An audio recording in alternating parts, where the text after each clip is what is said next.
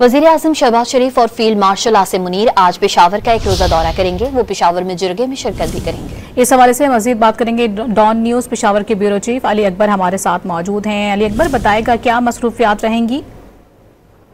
जी, ये वज़ीर आज़म शहबाज शरीफ और फील्ड मार्शल सैयद आसिम मुनीर का एक अहम दौरा है, जिसमें वफाकी वज़ीर दाखिला, वज़ीर आला खैबर पख्तूनख्वा, गवर्नर खैबर पख्तूनख्वा भी शिरकत करेंगे और बुनियादी तौर पर ये कबायली अमायदीन और सूबाई असम्बली के जो अरकान है उनको खिताब करेंगे और अमन व अमान से मुतल्लिक जो है ये जरगा है।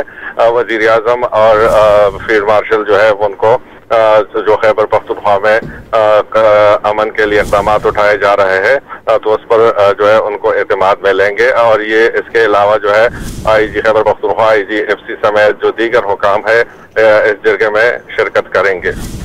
अली अकबर अपडेट कर रहे थे, आपका शुक्रिया।